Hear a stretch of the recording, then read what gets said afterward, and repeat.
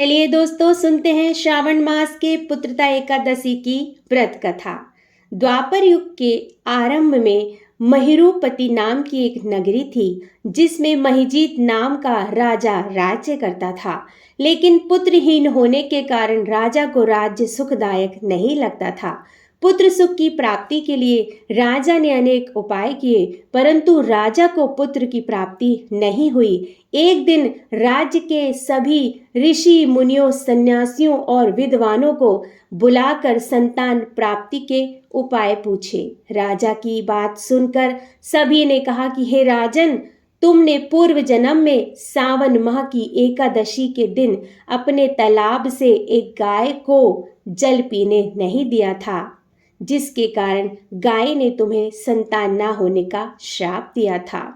इसके बाद सभी ऋषि मुनियों ने कहा कि हे राजन, यदि तुम और तुम्हारी पत्नी सावन माह की पुत्रता एकादशी का व्रत रखें तो इस श्राप से मुक्ति पा सकते हैं, जिसके बाद तुम्हें संतान की प्राप्ति हो सकती है। यह बात सुनकर राजा ने पत्नी के साथ मिलकर श्रावण मास की पुत्रता एकादशी का व्रत करने का संकल्प लिया। इसके बाद राजा ने सावन माह में आने वाली पुत्रदा एकादशी का व्रत रखा और इस व्रत के प्रभाव से वह शाप से मुक्त हो गया, जिसके बाद उसकी पत्नी गर्भवती हुई और एक तेजस्वी पुत्र को जन्म दिया।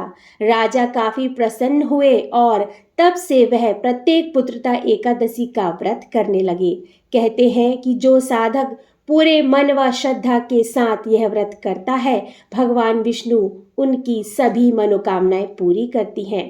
अतः ये व्रत संतान सुख की इच्छा रखने वालों के लिए सबसे उत्तम माना जाता है। कहते हैं इसके महात्म्य को सुनने से मनुष्य सब पापों से मुक्त हो जाता है और इस लोक में सारे सुख को भोग कर परलोक में स्वर्ग को प्राप्त होता है।